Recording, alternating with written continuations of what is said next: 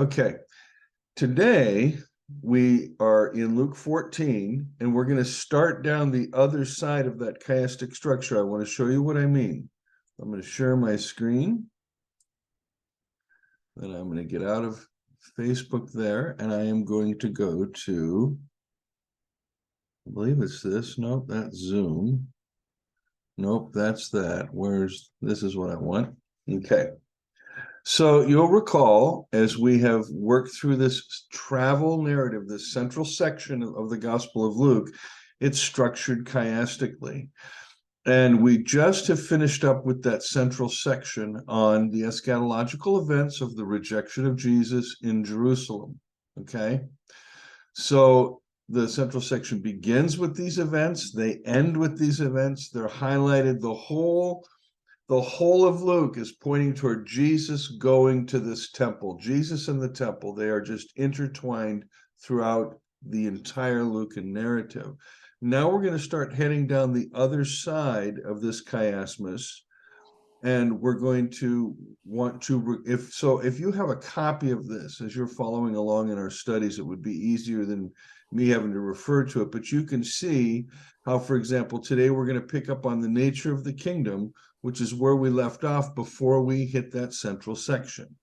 And then the call of the kingdom to Israel and outcasts is contrasted with the call of the kingdom to Israel. Now it includes outcasts, as we're going to see today.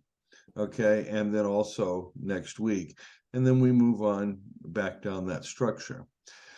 Now, in order to make sense of what we're going to do today, I have two I guess graphs or charts, I'm not sure what to call them, that I want to show you. I have posted them both in the group so you can get this. But in order to understand a lot of what's going to be going on here, you have to know that in the Second Temple period, society had a certain caste or class structure to it.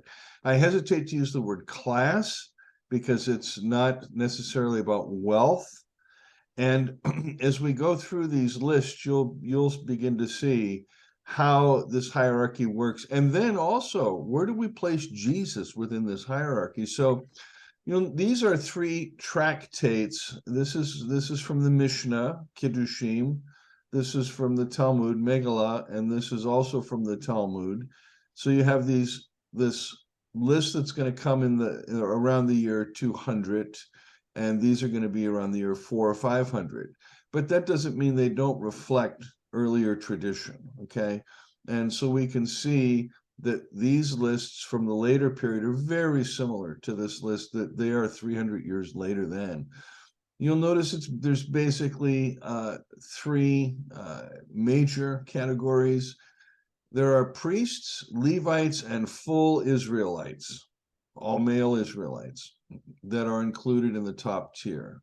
Priests, Levites, Israelites. And then below that come the illegitimate children of priests, priests who had children with a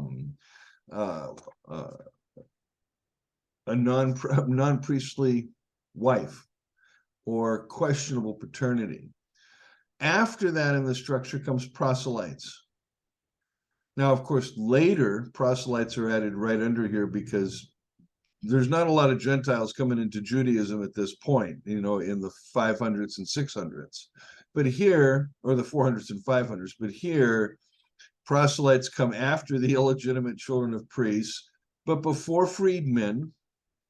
Then comes bastard children. Now, this is where Jesus would fit in. He's perceived as a mamzer, as a bastard child. He has questionable paternity. And this questionable paternity gets brought up in several different ways within the gospel tradition. After that come temple slaves, then the fatherless, the orphan. Look at how far down the bottom of this list the orphan is. And then foundlings.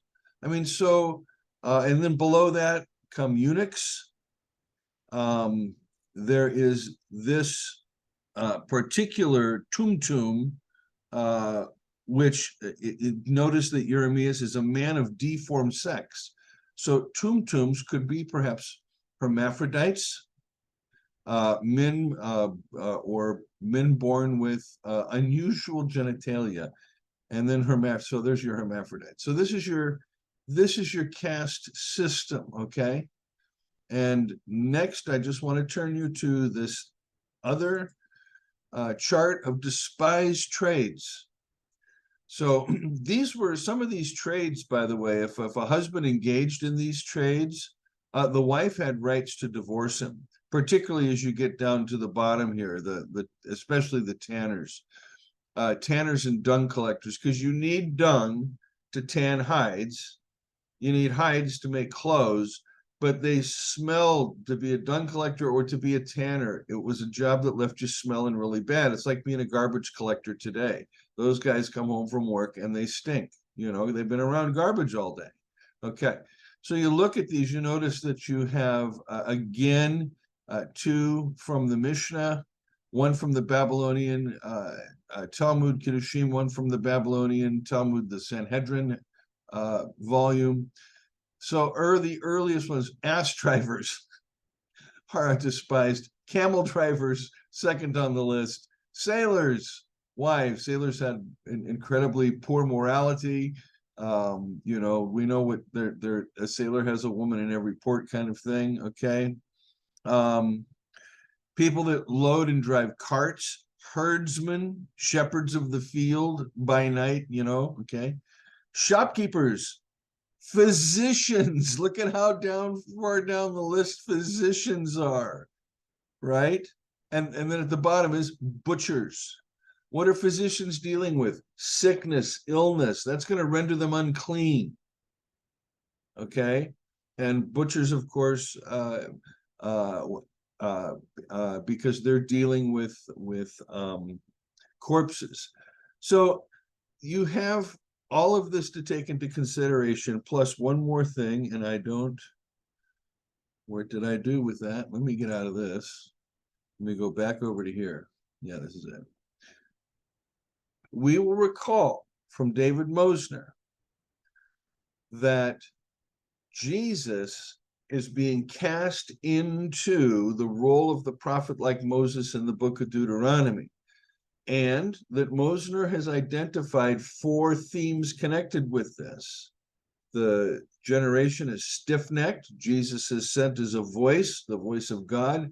This generation rejects Jesus, and there's a consequence to that. And all of this from the book of Deuteronomy. Now, today, we get to have a little fun, because one of the things we're going to do is examine the book of Deuteronomy. And as we run through about 4 or 5 chapters in the book of Deuteronomy, you are going to see just how influential the book of Deuteronomy is on the Gospel of Luke.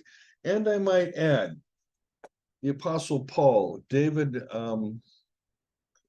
Lincecum, has his book on Paul and the early Jewish encounter with Deuteronomy. And there's an awful lot of reframing of Deuteronomic thinking that's done in the New Testament. But if you have a Bible, please open it up to Deuteronomy chapter 11. I'm going to read you a text. And all I want you to do while we read this text is ask yourself, has this text been reframed in the New Testament? Now, let's look beginning in verse 13. If you obey my commandments, chapter 11, verse 13 of the book of Deuteronomy, if you obey my commandments, which I command you this day, to love the Lord your God and to serve him with all your heart and with all your soul, he will give the rain for your land in its season, the early rain and the later rain, and that you may gather in your grain and your wine and your oil. And he will give you grass in the fields for your cattle, and you shall eat and be full. Take heed lest your heart be deceived, though, and you turn aside and serve other gods and worship them. And the anger of the Lord be kindled against you, and he shuts up the heavens, so that there be no rain, and the land yields no fruit, and you perish quickly off the good land which the Lord gives you. This is your Deuteronomic hermeneutic. This is your code, the blessings and the curses from the mountain. Do this and you will live. Don't do this and you will die. Is it not the case that when Jesus reflects on this particular text, he has to say, that's not how it is? Do you know where I'm referring to in the Sermon on the Mount? Where he says in Matthew 5, the Father makes rain to fall on the just and the unjust, and the sun to shine on good and evil. That is a direct reversal. It's a direct challenge. It's a direct reorientation of how to understand God. Notice in the Deuteronomic text, if you're good, God loves you, but if you falsely fall away, God's going to kindle his anger against you and you're going to be cursed. For Jesus, there is no cursing part of God to be found as he talks about his Father. Again, another little small piece, but a piece whereby we can begin to also note how Jesus is moving us away from this notion of divine violence, retribution, or anger. Now, that's just one text. If you were to, for example, carry yourself over as you're reading through these chapters, there's several themes you're going to notice. One, there is an extraordinary amount of legislation on how to treat the poor. This is very, very important. The book of Deuteronomy was probably written during the time of King Josiah. It was written to reconcile, partially to reconcile the contradictions of the tithing laws found in Numbers and Leviticus. So or Exodus and Numbers. There's discrepancies in the tithing laws. And one of the things Deuteronomy does is it tries to solve those tithing problems, okay? Now, this reign of King Josiah is in the 650 BCE period, so it's after the North has come back, but before it's after the North has collapsed, but before the South has fallen, and there's an attempt by King Josiah to create a righteousness revival, to turn the people back to God, so that God will bless the people, will bless the land. And so Josiah's reform is seen as very significant as we lead up to the exile and then the post-exilic period. So Deuteronomy is written now hundreds of years later than the first 4 books of the Torah, and it's reflecting its own time. And so one of the things that runs through Deuteronomy, again, is care for the poor. There are very specific rules about the poor in the book of Deuteronomy. But also, there's these rather remarkable repetitions of shedding innocent blood in the land and what that means. So much so that in Deuteronomy, if someone comes across a dead body on the road, they are to go to the priests. The priests bring out a red heifer. They break its neck. They spill its blood, and they say, nobody knows who killed this man, but we don't want innocent blood to befoul our ground, so we're offering a sacrifice. We're saying we don't know who did this. God bless the spirit, send him to heaven, bada bop. In other words, the shedding of innocent blood is a theme that just kind of permeates this section of Deuteronomy, particularly from chapters 18 to 24. So you, of course, have all your various laws about slavery in here and how you should treat slaves. Very, very, very, you have to think of this in terms of the time it's written, okay? To have a text, to have a tradition that says, hey, treat your slaves right, and after 6 years you release them, and this, that, the other. That's a remarkable thing in the ancient world. So this piece of legislation is legislation in its time, is very forward thinking, okay? But it still retains the two-sided God. As you move through the book of Deuteronomy, we get to, of course, chapter 18.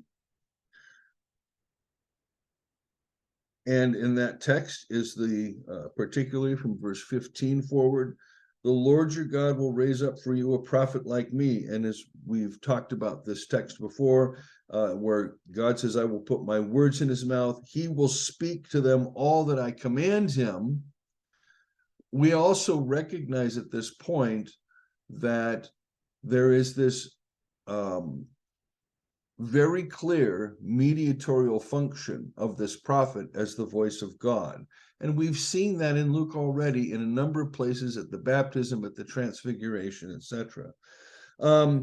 There is all manner of text about revenge and murder and shedding innocent blood and what it means and what the consequences are. And then, before we enter chapter 20 of the book of Deuteronomy, I want you to listen very, very carefully here.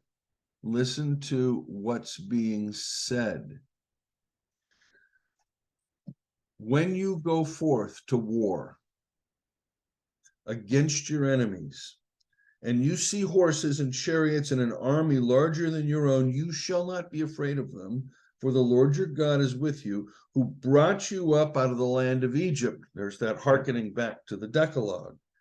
And when you draw near the battle, the priest shall come forward and speak to the people. So in other words, the image here is that all the people have come forward for the battle, and the priest is going to say, "Hear, O Israel, you draw near this day to battle against your enemies. Let not your heart faint. Do not fear or tremble or be in dread, for the Lord your God is he that goes with you to fight for you against your enemies, to give you victory." Then the officers shall speak to the people. So the priest has spoken. Now the military leadership is going to go out and they're going to speak to the people, and they're going to say, "What man is there that has built a house and has not dedicated it yet, and gone in there and copulated with the wife, made babies, etc.? Let him go back to his house, lest he die in battle and another man dedicate it.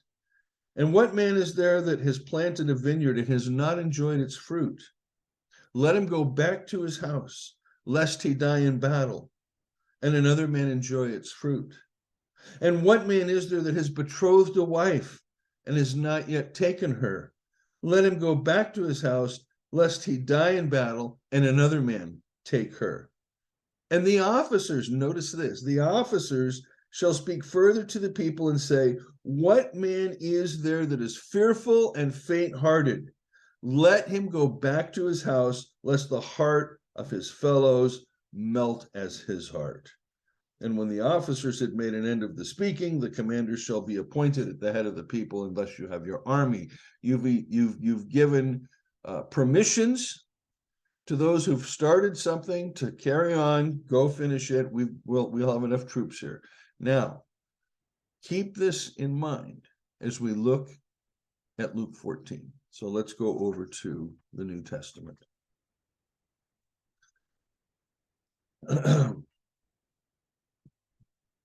This is strictly Lucan material. It's not, this story is not found in Matthew or Mark.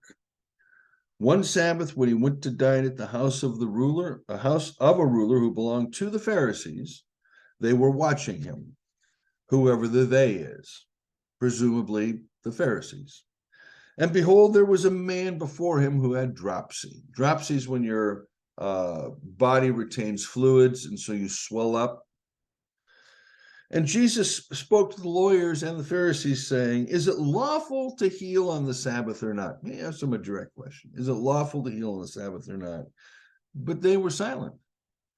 You have to love how Jesus asks these questions that provoke people into silence, because what happens? What are they going to say?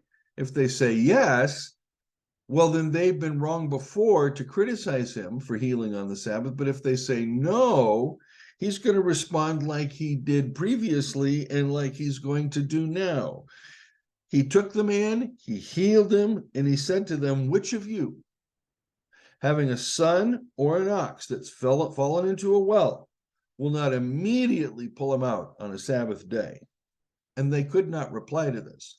Now, in that chiastic structure, when you go back, the healing of the crippled woman on the Sabbath in 13:10 through 17 is the parallel to this story. And this woman has the spirit of infirmity for 18 years. The synagogue leader's indignant because Jesus heals on the Sabbath. There are 6 days to do work, but don't do it on the Sabbath. Jesus says, "You hypocrites, Does not each one of you on the Sabbath untie his ox or ass from the manger and lead it to water? In other words, Jesus is trying to help the leadership understand that people and the healing of people take precedence over religious precedents with a T, precedents with a CE. The healing takes precedence over religious precedents. You with me on that?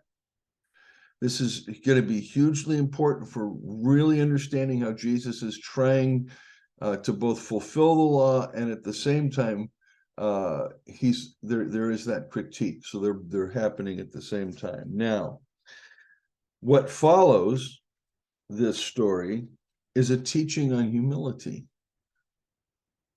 And he tells them a parable about those who were invited and given places of honor.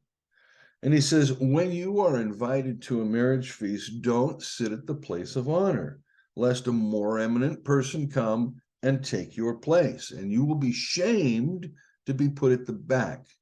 But when you go, take your place at the very back as the least of these, my brethren, and the person who has invited you to the meal will say, friend, go up higher, and then you will be honored.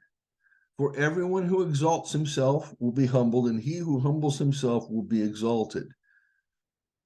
There is a connection here between the synagogue, the Pharisee in the previous story being challenged about healing in the law and humility. And it's, here we go. You ready? He also said to the man who invited him, when you give a dinner or a banquet, do not invite your friends or your brothers or your kinsmen or your rich neighbors, lest they invite you in return, and you'll be repaid. This is, again, very similar to language that we find in the Sermon on the Mount. You know, don't give in order to receive. If you do that, you have your reward. When you give a feast, invite the poor, the maimed, the lame, and the blind. Again, remember those categories we saw in Luke 7 and in Luke 4, in that announcement, that Isaianic announcement. This is being carried on here. And you will be blessed because they can't repay you. You will be repaid at the resurrection of the just. And by the way, whether this resurrection of the just is from the historical Jesus or the Lucan Jesus, it again reflects that there is going to be a resurrection and a judgment. There's the resurrection of the just, there's the resurrection of the unjust. And all of us throughout history have always wanted to know what happens to that category of folks that are in the resurrection of the unjust. And we have done our best to wrestle with that. So we're not going to do that here. It gets too complicated. Let's just leave it that Jesus is referring to how God operates. We humans operate on a transaction basis. Jesus says if we don't operate on a transaction basis with each other, where we give in order to get, we give to those who can't repay us, God will be the one that does the repaying. That's the emphasis on the text. It doesn't talk about the double resurrection or the double judgment, just does the one. Now, when one of those who sat at the table with him heard this, he said, blessed is the one who shall eat bread in the kingdom of God. We have now shifted to the Messianic feast, haven't we? We have now shifted to the victory feast in the book of Revelation, or the feast of Isaiah 25. This wonderful, marvelous feast when all of God's enemies are conquered and put under his feet. He said to this guy, a man once gave a great banquet and he invited many. So the guy sends the servant out and lets them know that everything's ready. And so the invitation has been sent previously. Now the servant's going around, getting all the confirmations. Everything's ready. Come on, come to the banquet. And they all alike begin to make excuses. The first said to him, I have bought a field, and I must go out and see it. And the language used here in Greek, ananke, is legal language. I have a legal responsibility to go view this property that I've purchased. I pray you, please have me excused. I'm sorry. Another said, I just bought 5 yoke of oxen, and I have to go examine them. Got to make sure they're still in good shape before I take possession of them. Please, I'm sorry. I have business I have to do. Tell the friend I'm sorry. The third one says, I have married a wife, and therefore I cannot come. Don't these sound similar to the reasons in the book of Deuteronomy that people are excused from going to holy war for? What is this parable doing? Why is it here? This is a parable about the great victory feast. But in order to be invited to the victory feast, you have to have participated in the holy war. If you don't participate in the holy war, you can't come to the feast. In other words, this parable is saying Jesus is declaring holy war, not against principality, not against the state, not against Herod, not against people. Jesus is declaring holy war, and his weapons are things like humility, loving the outcast, healing others, exorcism. These are his weapons. These are the weapons of a disciple. But there is a holy war. And if you are going to make excuses to get out of the holy war, that is, to learn to become a soldier in the army of Jesus.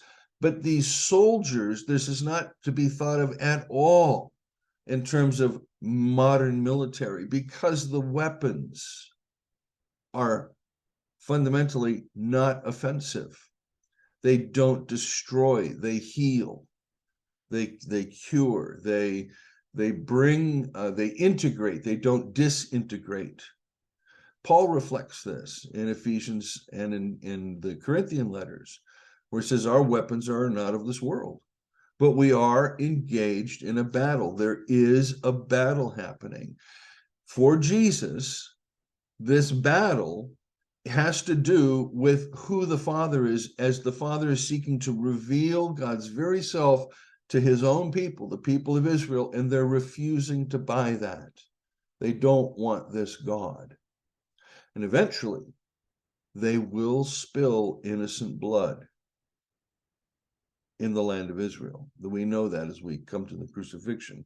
But for here, what we have is the invitation to this messianic banquet. But people make excuses. Do we have any other text like this? Well, think back to the very beginning of the travel narrative in chapter 9, 51 to 58, where it begins with the 2 disciples wanting to call fire from heaven, the angry God notion, and Jesus says, you don't know what manner of spirit you are. And then he says, look, if you want to follow me, here's the cost. Foxes have holes, birds of the air have nests, Son of Man has nowhere to lay his head. Leave the dead to bury their dead, and so on and so forth. Same logic here. To be a disciple is to be involved in a holy war. That's why life feels like a battle, because it is. And for Jesus, the battle is going to culminate in Jerusalem, but he's working his way, again, trying to teach the disciples how to fight the battle. You'll notice Jesus never, with the exception of calling the Pharisees hypocrites, doesn't tend to label The Herod, he calls him a fox, but that's a very sly way of referring to Herod. That kind of thing. Okay, now the conditions of this discipleship. What are the conditions of this discipleship? What kind of holy war are we engaged in? In the world, a holy war involves the shedding of blood. And so also in discipleship, it involves shedding of blood. The difference is, in the world, it is you shedding another's blood, whereas in discipleship, it is another shedding your blood. Jesus will go on. You have great multitudes accompanying him, and he turns and he says, look, if anyone comes to be and does not hate his own father, mother, wife, children, brothers, sisters, yes, and even his own life, he cannot be my disciple. And I remind you, I've said this before in other places, Aramaic doesn't have a verb to hate, and so they have they don't have a verb to prefer, but that's what's being said here. If you prefer your family, yourself, your life, your possessions, if you prefer any of that before me, you can't follow me. Or as A.W. Tozer put it, not God first amongst a series of priorities, God only.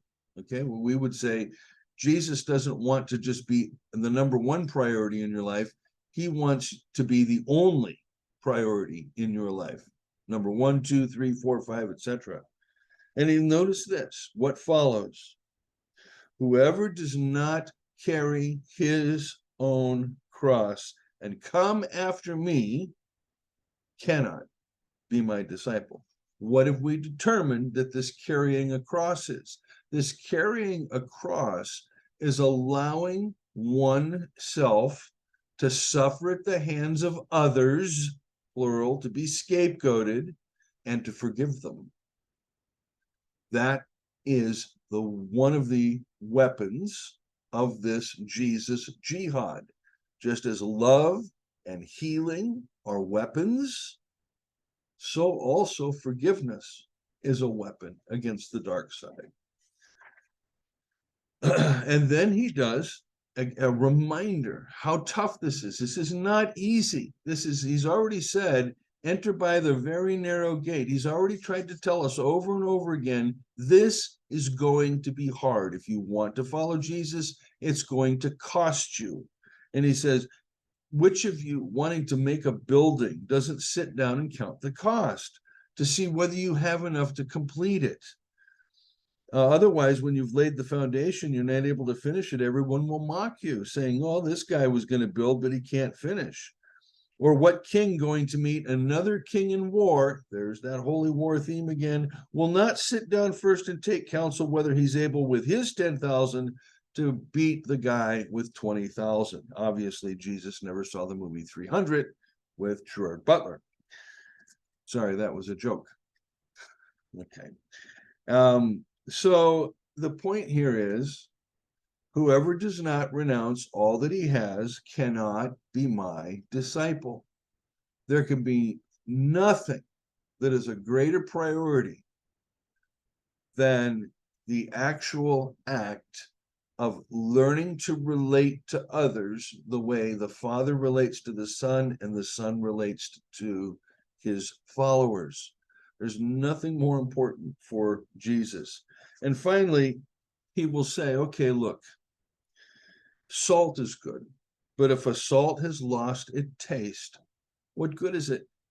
It doesn't do anything for the dung. You can't use it to ruin the land. It's just useless. Throw it out. The one who has ears to hear, let him hear.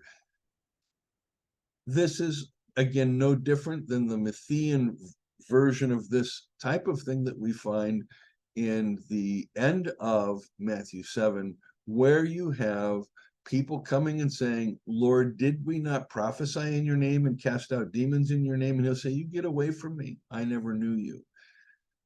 The whole point of this text, of this larger group of texts that surround this eschatological Jerusalem events, is that what gets Jesus killed is precisely the frame or the view that he has of who God is and what God has commanded. And for Jesus, God has not commanded lists of rules and regulations that one has to go to and parse before one can determine whether one can love or one can forgive or one can heal or these kinds of things. No.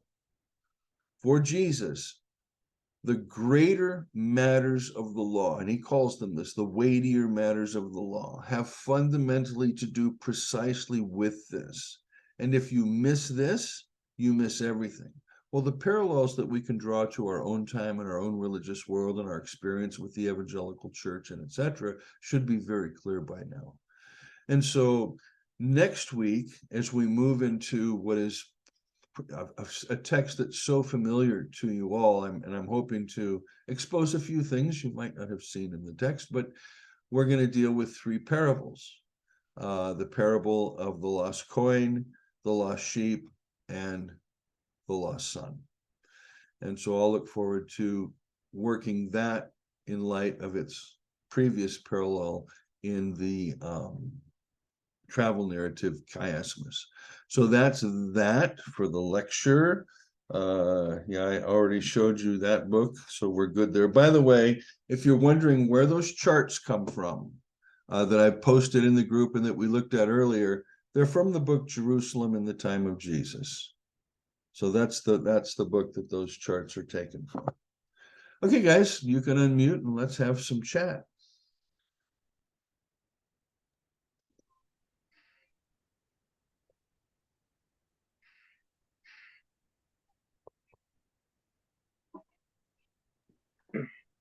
Just want to go back to Luke.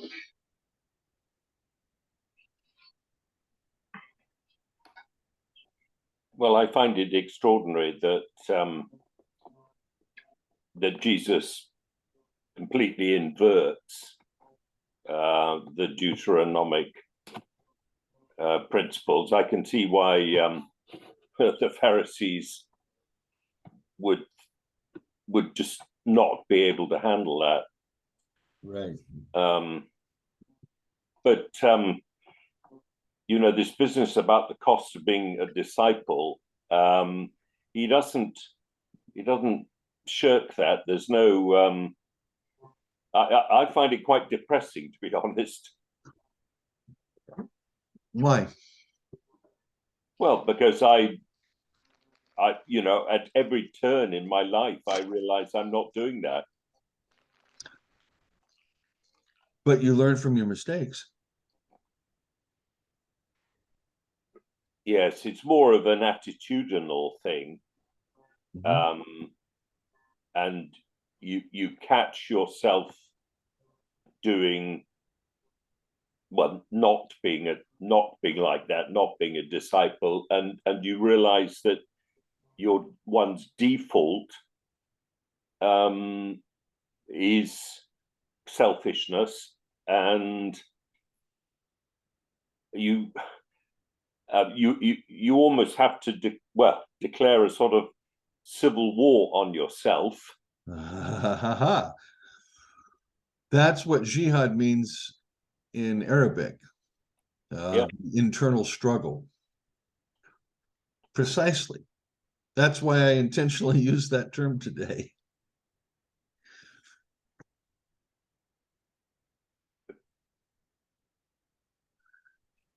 Look, here's I'll share this. I follow the religious right and what they're saying out there, particularly those that have made it to the high political office in the United States. People like, well, I won't anyway. So I follow these so-called Christian right leaders and what they're saying. Now, if you go out into their rallies, and that's where you have to go. That's where they're out there in these rallies, and they are talking about the need for Christians to be prepared for holy war in the United States. And they say they use the language in the courts and on the streets. We have to be prepared to fight. These Christians really do see themselves in this, quote, epic end time battle with evil. They talk about Satan like he's all powerful and almighty and doing all kinds of things, and how they're battling darkness by, making the United States great again. The mythology that they have created, that they have bought into, and that has spread like an infection in the United States. These are Christians, folks, preparing for a real holy war. Now, look, you all know I'm a prepper, okay?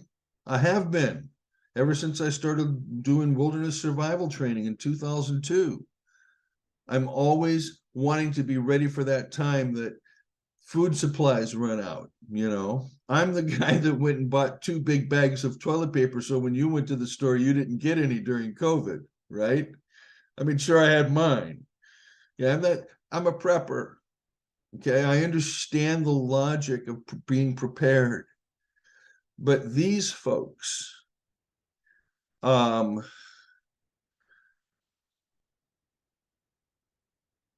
viewing what we're going through a dualistic mythological lens, and they are willing to shed blood for it.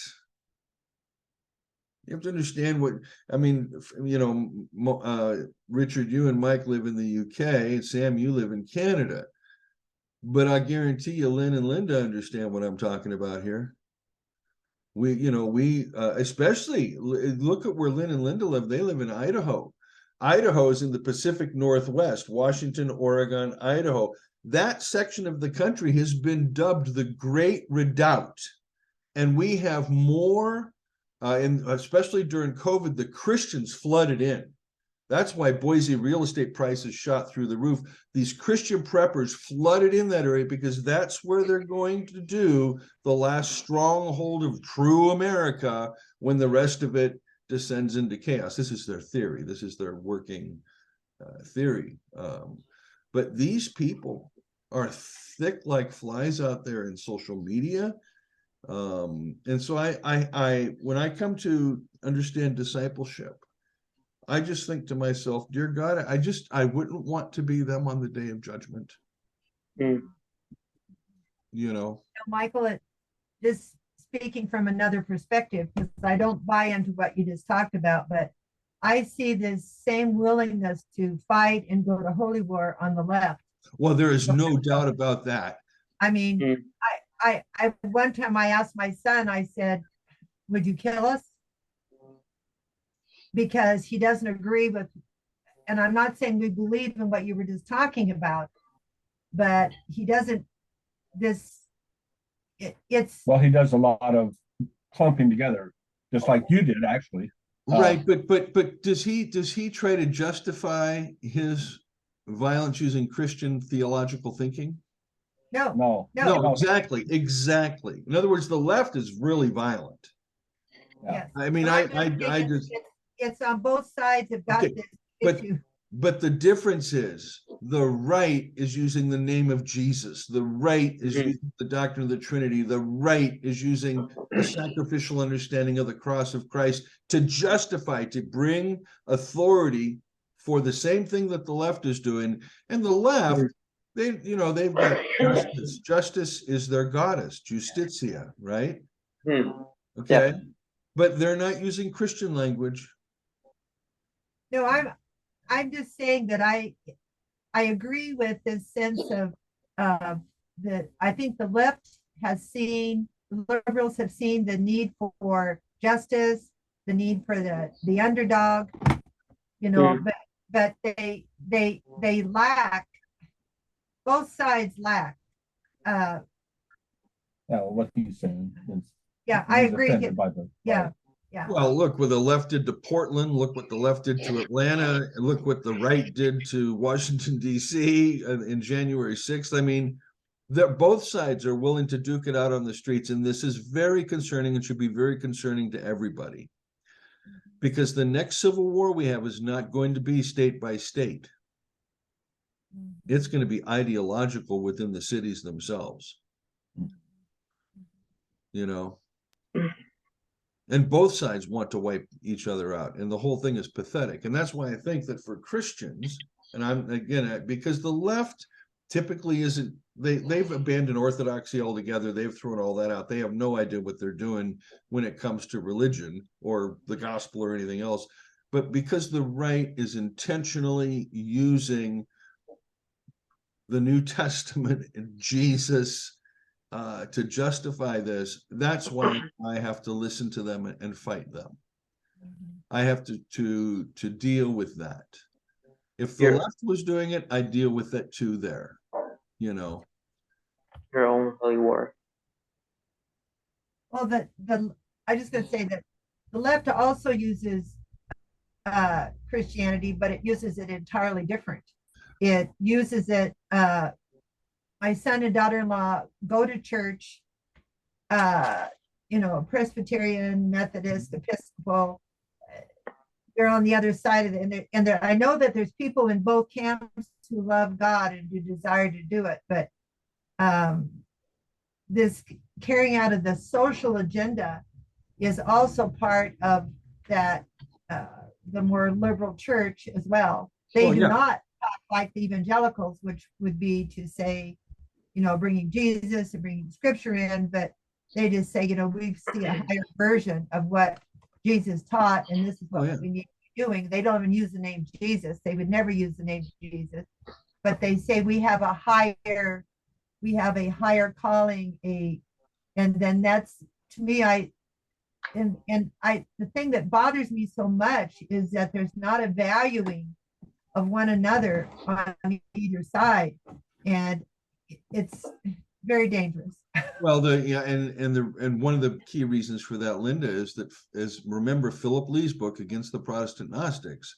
The left and the right in Christian America, the Christian left, the Christian right, the progressives, liberals, the fundamentalist evangelicals, they are mirror twins one of another, both fighting over the right to say we are the true Gnostic Christianity.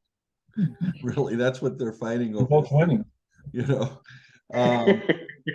Yeah, and so you are correct in this. I'm simply for me, the left is not worth dealing with. I have to tell you, I was just disgusted when I saw the amount of money that poured into Black Lives Matter, even from corporations, and how the leaders of the movement went and bought mansions. You know, I don't. To me, you know, it's the problem with the left is it's all about power, fame, money. You know, it's just, if they can't climb up in the white man's world, well, they'll climb up in the other races' world, so to speak. You know. But the point is, they're all moving up. They're all seeking the best seats at the table. And they don't really care about the true underdog. There's not a true caring or true laying down of your life on either side. And yes, and again, this comes back to the fact that we all want to be victims, but none of us wants to acknowledge that we're persecutors. You know, the conversion process isn't realizing you're a victim. The conversion process is realizing you're a persecutor. Like, why do you persecute me, Paul?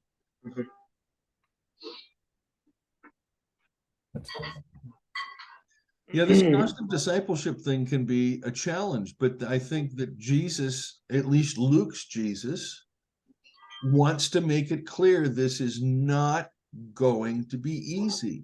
It's going to cost you your life. Yeah. You wanted to remind Theophilus of that. Yeah.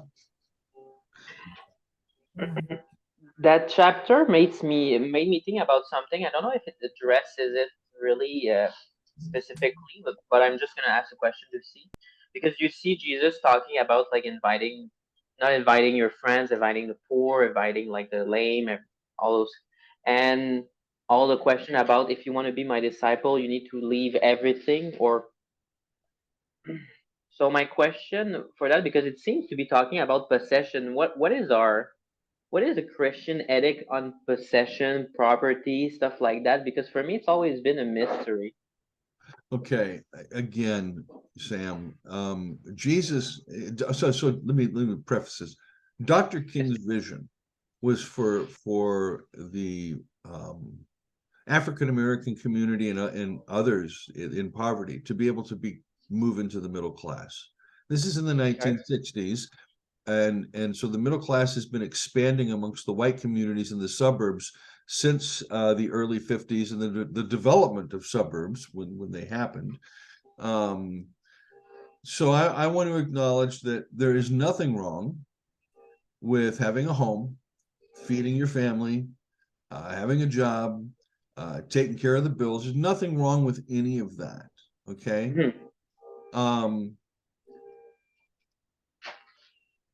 The thing that becomes problematic is Yes. the pursuit of wealth in an amoral way. Okay. And that's what mammon means in Aramaic. Mammon is ill-gotten wealth. It's Ill-gotten wealth. whether through usury, theft, um, whatever. It's ill-gotten. It's gotten the mob with their vig, the banksters with their negative interest rates. I mean, they look at wealth that is gotten through illicit, and by this I don't mean whatever a nation's laws are, but whenever you make money and hurt Yes. somebody else at the same time, all right, And sorry, repeat that. And make money and. hurt someone else at the same time. Okay, thanks. Yeah. Right. So again, Deuteronomy even addresses this kind of a thing when it says, look, if you got a poor person, you gotta pay them to work. They have to make something, right? Yeah.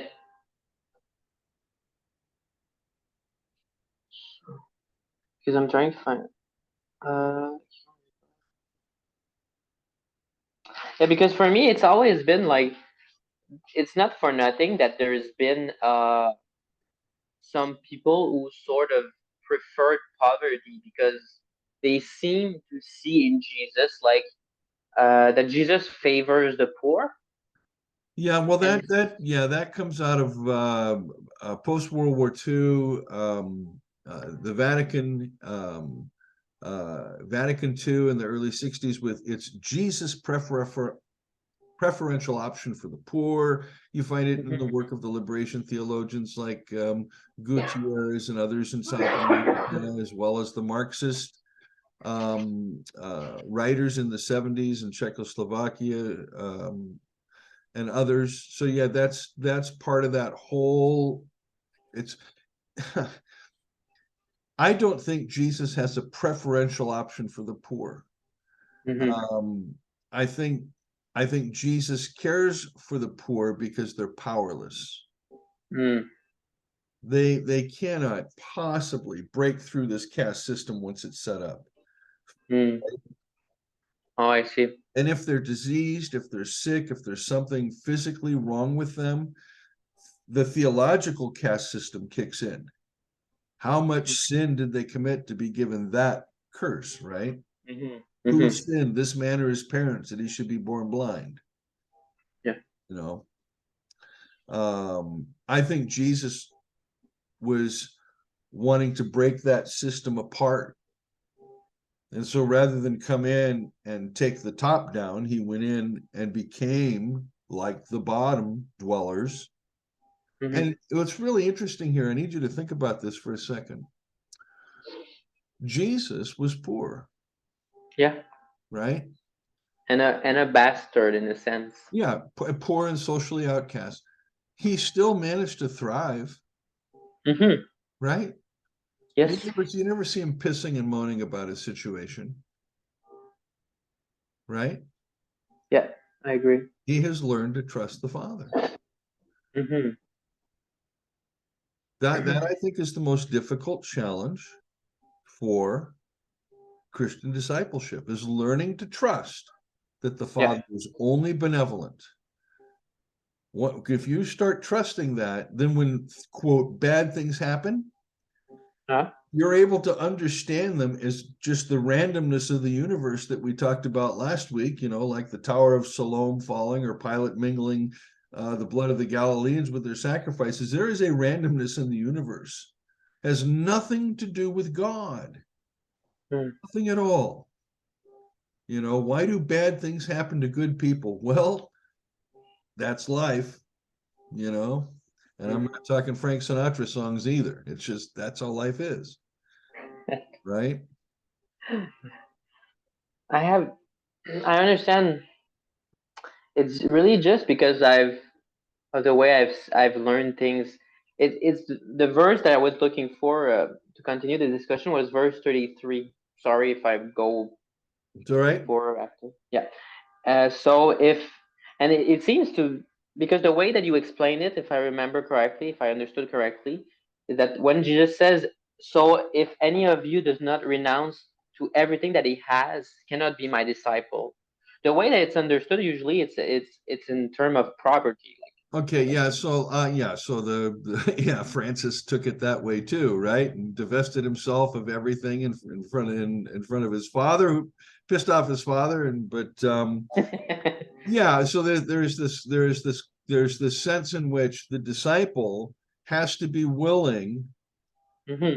to be poor, if that's what it that's if you Yes. have something that you can't give up, Mm. that's an impediment on the road to discipleship. Yes. It's not okay. So let me make this clear. If somebody has money or wealth, I don't judge them Hmm. any more than I judge somebody that doesn't have money or wealth, or is poor. I don't judge Yes. them. God loves them both equally, right? Yes. Now, when it comes to wealth, I've known I've known two billionaires in my lifetime. And I've known a lot of multimillionaires in my lifetime.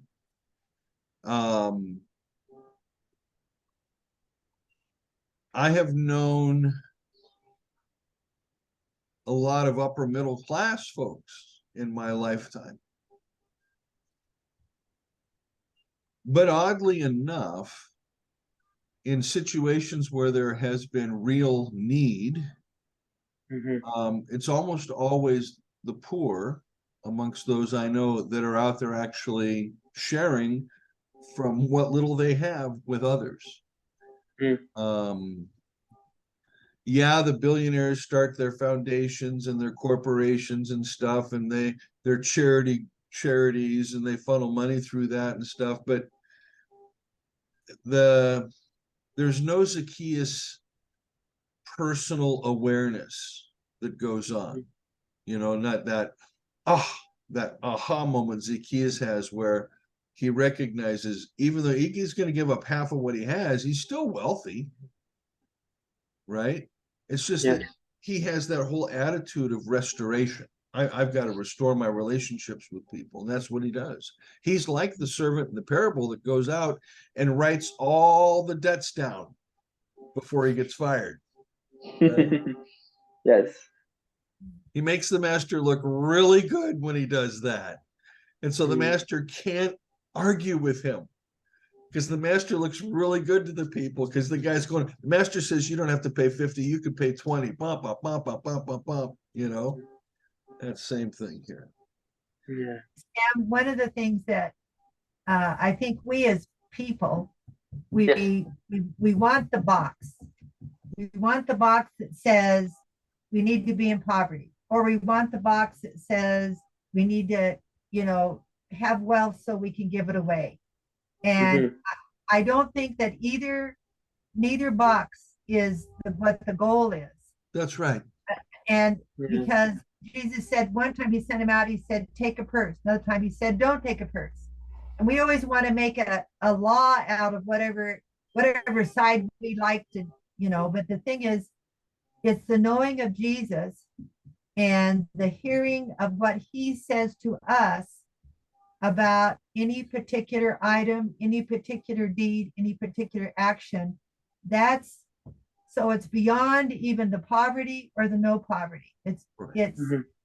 the knowing of Christ and the responding to the heart of God that's willing to go either way, because when you go either way, someone's going to be offended by you, and you say, I don't care, I'm going to do what the Lord's put within my heart. Right. And that's where we are. Well, think about it too. Money, religion, and politics are all sacrificial. Mhm. And the moment you try to bring a non-sacrificial perspective Yeah. into that which can only be conceived sacrificially, you're going to run into a lot of opposition, Mm. right? Yeah. I think I'm trying to deal with my own. I feel a kind of guilt in my life because I have so much. Like I'm talking like compared to everyone in the world, like I would say I'm probably in the top 1% because I have a home, I have no debt, I have money in the bank, I have a house full of useless junk that I don't need. Yeah. So it's always like, and when you read Jesus saying like you need to renounce everything to be my disciple, well, I want to be a disciple, so should I stop my job? I'm just saying anything like Is Jesus calling you to do that, Sam? I don't know. That's my question actually. Is he calling me to Would do? he call you to be irresponsible? If you've made a No, for sure. commitment to your wife and a commitment to your children, Yes. okay, does having that commitment to your wife and children prohibit you from being humble or forgiving others, No. loving others, caring for others? Yes. It No, does, it doesn't stop me from it. No. right? If it did,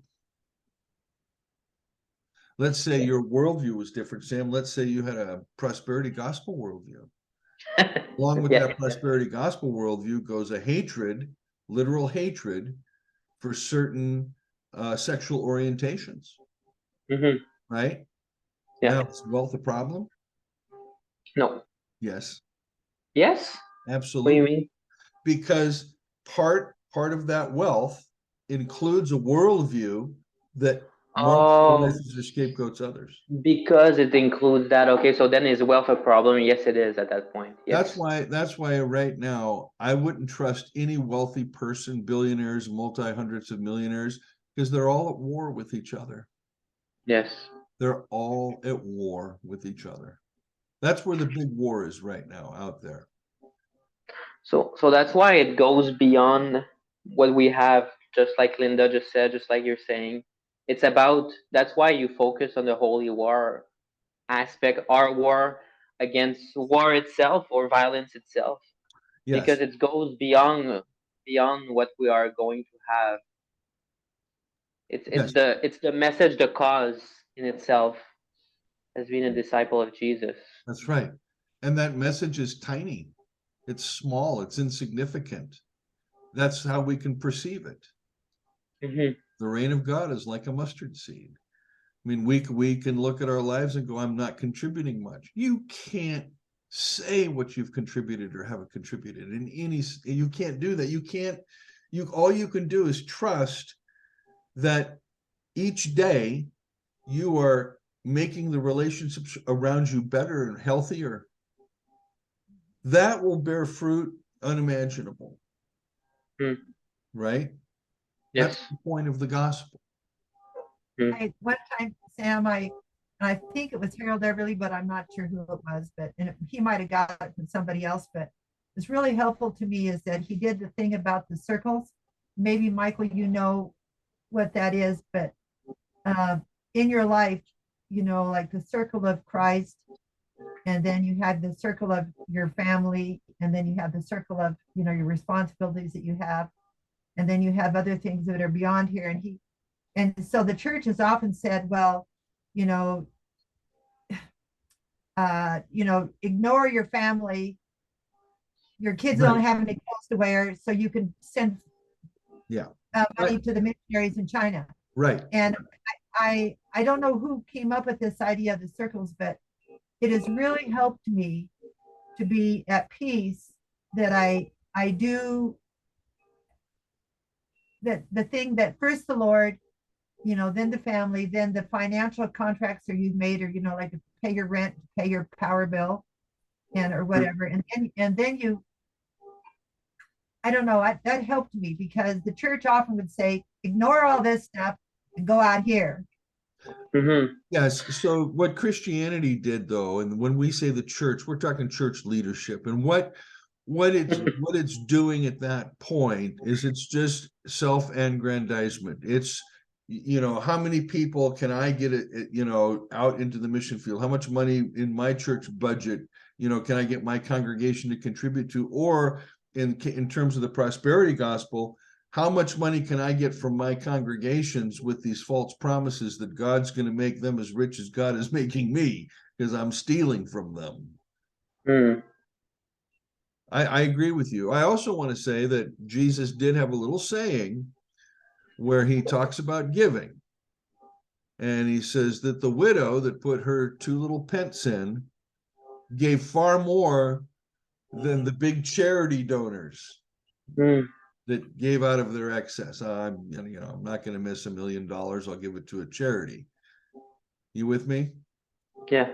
So that we have to, how do I want to say this? We have to work really hard to change the way we think about money, society, politics, religion, recognizing family, all of these are sacrificial structures. We still live in this world. We live in these sacrificial structures. Jobs are a form of a sacrificial structure. Yes. Okay. We live in this world, but we don't have to engage either the concerns of the world, which lead to war always, or we don't have to engage the way the world engages. We are those called to a different frame of thinking and doing and being and relating. That's what I'm trying to say. Yeah. Yeah, I So, agree. I understand. yeah. So for example, I'm very critical of the religious right, but I mean, why did I lose my ministry? Because I got critical of the religious left. Mm. Right? I mean, I'm an equal opportunity critic, you know. I think we have in front of us on Mike's lap there a picture of somebody living the Christian life. That cat isn't concerned about anything going around him. That cat is perfectly secure. That cat's ignoring all of us and probably Mike too. But anyway, and that's kind of the way we have to be with the world, you know, Yeah. as far as letting it keep us awake during these important discussions, you know, and stuff like that. So anyway, it's just a nice picture. Thanks, Mike. Thanks. Yeah, the world is full of distractions, friends. The news is nothing but a great big distraction. There's nobody out there telling you anything about what's really going on. It's all, we are being distracted, we're being lied to, we're being seduced, we're being manipulated on a grand scale. And that's why I say, I've got better news. I have good news in scripture, and then I can use the good news as a mirror by which to interpret all this other news. Hmm. And I can recognize it for what it is. You know, I could go on for 20 minutes right now about a massive injustice that's being done in the American media. The complicity is astounding. You know, and interestingly enough, the only news outlet that's speaking anything close to the truth is Fox News. And this is not about politics. This is about economics. It's about the recent FTX crash. You know, and Fox News is the only one telling anything close to the truth. Eleanor Tourette, especially. But other than that, I don't know of any major media outlet, including friggin' Bloomberg News, which I read religiously several times a day, that's anywhere near close to what is really going on. And it's amazing to me. It's amazing to me, you know. Bernie Madoff gets found out and he's arrested the next day. Sam Bankman-Fried's living in the Bahamas. Took him 5 weeks from the time FTX fell on November 8th here until they finally arrested him day before yesterday. You know, why? Because the guy's connected. He gave so much money to the Biden campaigns, to Democratic candidate campaigns. You know, the whole thing was a great big wash. With government sent money to the Ukraine and they funneled it back through FTX and bought all these FTT coins that were held by that same donor base that sent the money. So when they went up in value, the donor's value went up. It was a great big Ponzi scheme using taxpayer dollars. And when the whole thing collapsed, I think right now the Democrats are running for the doors and looking for scapegoats. I mean, when this comes out in the news after the new Republican Congress, and you know it will, because they're going to go after the Democrats harder than they've ever gone after them. And sorry to say it, I'm a Democrat. I vote Democratic, always have.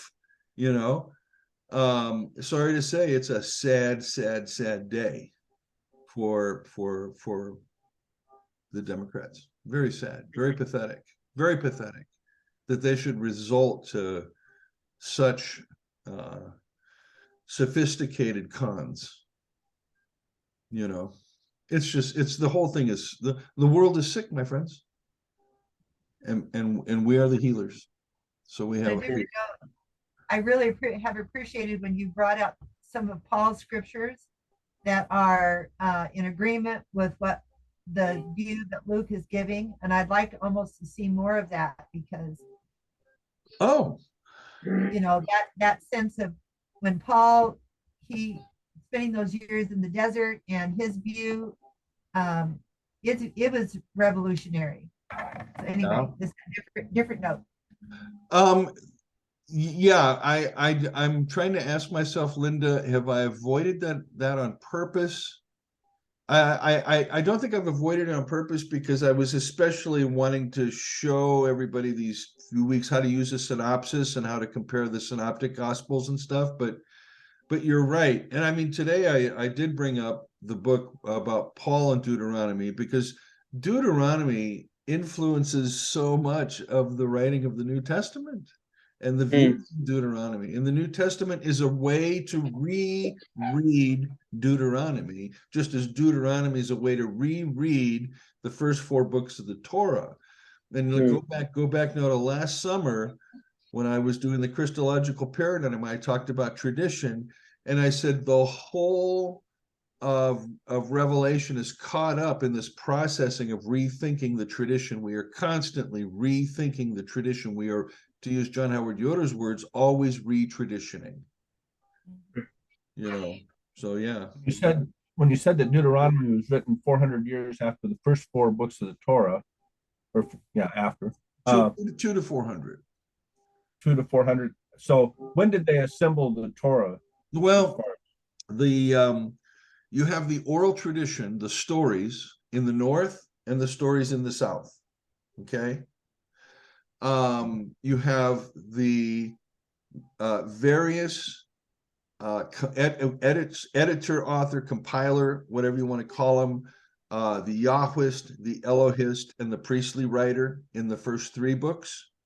And then the Deuteronomist comes along and writes his book. And then there's some influences of the Deuteronomist in those first 4 books, rewriting those texts. So when were they written down? The assumption is sometime in and around the time of, say, Samuel, Saul, David, is when Torah began to be written down, inscribed. Yeah, I never have had a clear timeline on when these books were written. I got to find something that kind of explains it a little bit. Yeah, so most of your Old Testament scholars tend to put the writing of Genesis and stuff around 800 BCE. Okay. You know, but again, these are guesses. But I mean, they're antique books, no doubt, right? Mm. And they're amazing books for the time, for the period of time in which they're written. They're astonishing. They're very forward-thinking. I guess when I was doing my eschatological study, and there was so much focus like on Daniel's 490 years. Yeah. And I've always been a skeptic of the 900-year life of Methuselah and all these numbers. Right. And because I know everybody, I caught a fish this big. Oh wait, no, this big is kind of the way everything seems to be written. And so anyway, I know they're later than what we think they are. And although they do come, like you said, from the oral tradition. But anyway, I was just trying to get it nailed down a little bit. Yeah. I mean, the whole traditioning process in terms of writing may have actually, if you of course accept what I'm about to say as an historical event, may actually go back to God, I got air quotes here, inscribing the stone with the commandments. Yeah. You know. How about that? Yeah. And it's a brilliant set of commandments. Again, for its time. Yeah, right. Well, when I was in the 9th grade, I had an English teacher, and he was assigning everybody books to read and to write a paper about. And so my book, or at least I thought it was a book, was the gist of the 10 Commandments. And so I went and looked in the library, couldn't find that book anywhere. So I went back and talked to him, and he said, all I want you to do is tell me what the gist of the 10 Commandments is. And so I could do that. I mean, I was actually kind of glad he gave me that, because that's a short book compared to some of the other books those guys were reading. But and it was more interesting to me than what they were reading. So cool. Yeah. Not having you to be a studier even back then. Yeah. Okay. Well, thank you, Michael. I appreciate Thank it. you. Welcome, guys. No, I've got, if I may, I've still got the knife in my gut, spilling blood. And go, Richard, go. I can see I've got about 3 or 4 takeaways. The first takeaway is that we so readily project onto others the quote sins that are our own. We blame the right, we blame the left, we blame this, that, and the other. We blame the poor. You know, we are the ones who need to help the poor. We're the ones who need to heal. You know, so we need to, as Jesus said, you know, we need to put our own house in order. We need to take out the mote out of our own eye. That's, you know, that's where the jihad starts, not the jihad against the others. So I can see that we are all engaged. Well, when I say we, the world is engaged in projection, projecting the evil onto others. So we can be freed not to do that when we trust. When we trust, and in a sense, when I was a conservative evangelical, it was easier to trust because one had this big picture of God's sovereignty, and that even the crap that happened was there to, for your own benefit. But I think one of the things that's had me reeling on the ropes recently is this thing you mentioned again today, but it was mentioned last week and earlier, which is that as it were, crap happens, and it's not God, doling out something good for you. It's just crap happening, and I have to say that actually makes the world scarier, and it makes me more closed in on myself than I used to be. But I've said in a post, maybe one has to put aside some of the wrong views of God, but that I find that as I think like that crap is going to happen, I get more defensive. I can't trust. Crap happening and trust don't fit very well. If I could really be crass, and Yeah. think I could, crap happens and then God wipes it.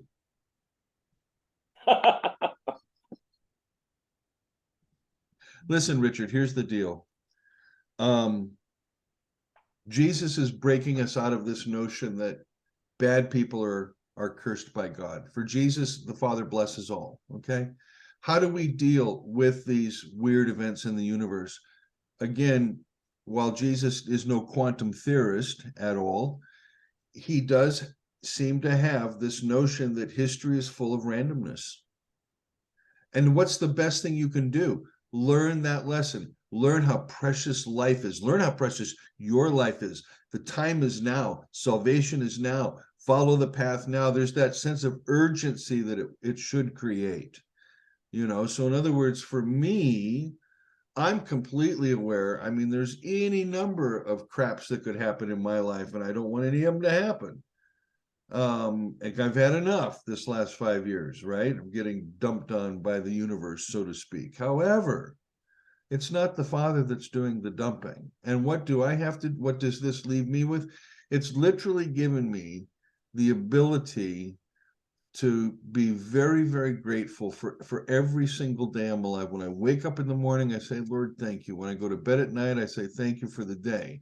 I'm thankful for the breath I can take, the wind, the weather, the water, anything. I've just learned these last 5 years in the midst of all the crap in the world that, yes, there is crap, but I have so much to be thankful for. And so for me, the way I deal with the crap is basically to not let the noise in. Yes, bad things happen, I can't predict the future. I can't control the future, but what I can do is live a life of gratitude for everything and everybody in the present. That I can do,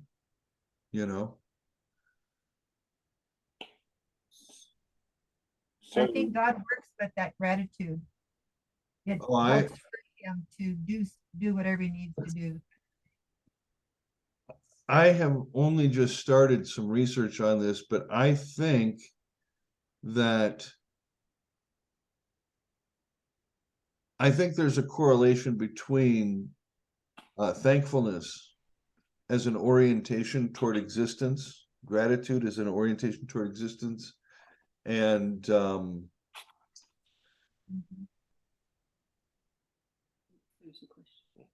how do I want to say this?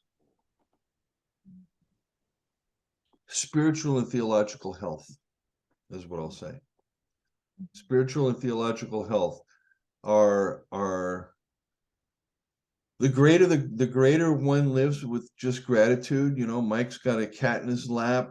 Sam has his kids running around. You and Lynn have each other. Richard, I don't know what Richard has. Just kidding, Richard. No, Richard has his lovely wife. We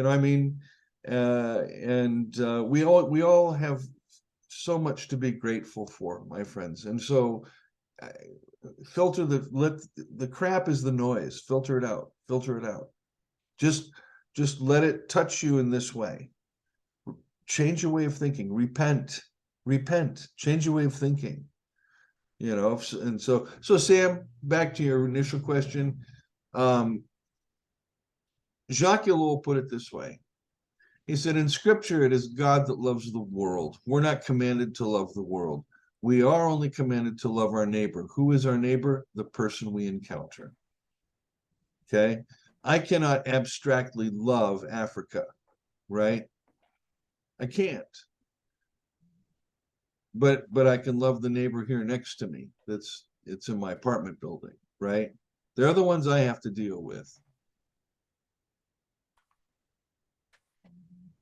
Yeah, I think that's a good point. Because ever since that Ethiopian trip when I was 18, I've been feeling guilty about Africa. But if you try to love Africa, then you are doing something law and legalistic. Oh yeah. And it's not reconciliation, it's not Oh, yeah. relationship. And Africa in itself is a construct. It's a sacrificial construct. You cannot love, even if you love it, it won't love you back. It's Well, I have much to say about Africans and friendships and money and other things with regard to that, but I wouldn't record it. I wouldn't, because it's not pleasant. And I shouldn't want to be too scathing on some brothers and sisters. Mhm. Yeah. But anyway, well, guys, let me wish you peace and love. I'm gonna hang on. Let me cancel the recording here for a moment. Stop recording.